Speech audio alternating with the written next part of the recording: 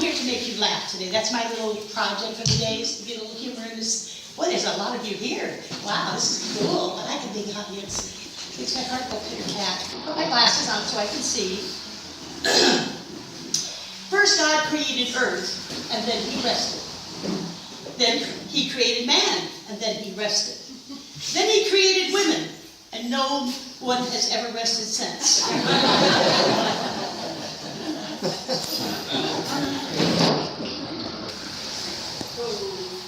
Oops, wrong page, wrong page. Keep this going here. You know, you practice it and you practice it and you still don't get it. A couple had been debating buying a vehicle for quite some time. He wanted a truck, and she wanted a little sports car that went from 0 to 200 in just minutes.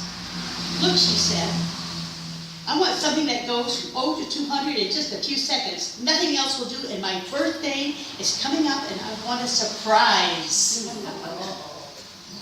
He did that. For her birthday, he bought her a brand new bathroom scale.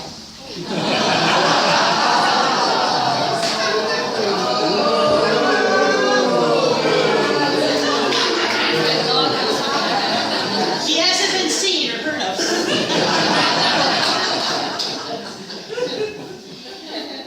Toward the end of the service, the minister asked about forgiving your enemies. That was the sermon. And he said, how many of you have forgiven your enemies? How many of you have forgiven your enemies?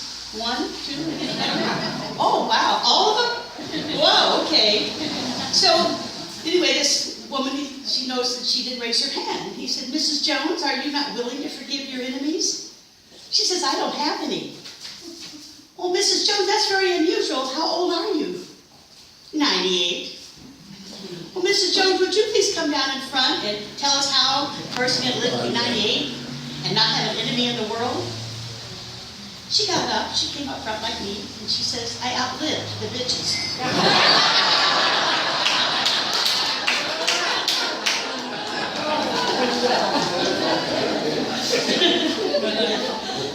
I thought you got that one. During the wedding rehearsal, the groom approached the pastor and asked him a favor. He says, look, I'll give you $100 if you'll just change the wedding vows. When you get to the part where I'm supposed to say, I promise to love, honor, and obey, would you just leave it out? He gave the minister $100. The minister put it in his pocket. At the end of the next day on the wedding, and when it came to the groom's vows, the pastor looked over the young man in the eye and said, will you promise to prostrate yourself before her, obey her every command and wish, serve her breakfast in bed every day for the rest of your life, and swear eternally before God and your lovely wife that you will never, ever look at another woman as long as you both shall live? The groom gulped and looked around and said, yes. Then he leans to the pastor and says, I thought we had a deal. The pastor put $100 back in the groom's hand and said, she may be a better offer.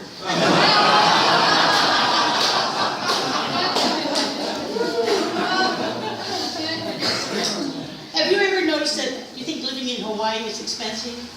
Well, living on Earth is expensive, but it does include a free trip around the sun every year. And how long is a minute depends upon which side of the bathroom door you're on. Birthdays are good for you. The more you have, the longer you live. But have you ever noticed that some mistakes are just too much fun to only do once? You know, when I read that, and I thought to myself, boy, that is so true. I want to do that one again. And every few years I do it again. So I want you to know, if life was too easy, you'd sleep right through it. I like that. I thought that's sort of a thing when you're lazing around and not doing anything. Oh, this young man comes home and says, Dad, I just got my driver's license and I would like to use the family car. Father gulps and says, okay, son, but first you have to get the grades in school, keep your room clean, make the yard, keep it cut, and then cut your hair. Come back in a few months and we'll talk about it again. Well, several months go by and the young man came to the house with his report card. Look, Dad, I got great grades. I've been keeping my room neat as a pin and the yard is always ship-shape. How about letting me use the car? The dad says to his son, but you haven't cut your hair. The son said, well, Jesus had long hair. He said, I know that, but he walked everywhere.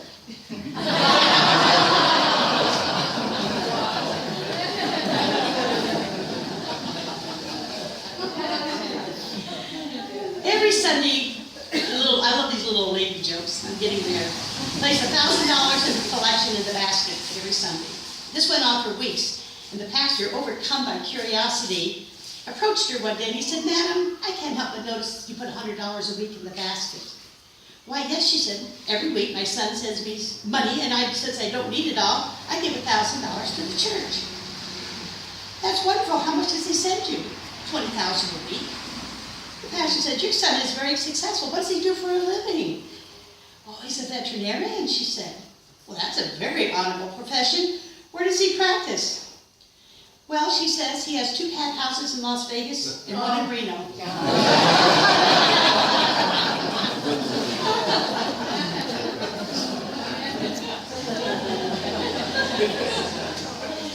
The pastor explained to the congregation that the church was in need of some extra money. Should give this one to Tag.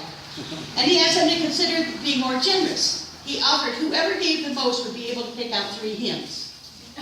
After the offering plates were passed, the pastor glanced down and noticed that someone had generously put in a $1,000 bill.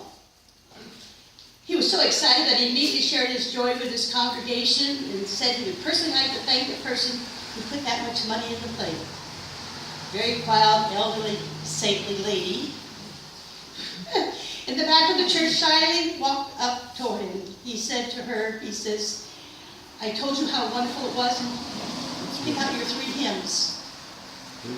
She looked out over there, she saw a hymn.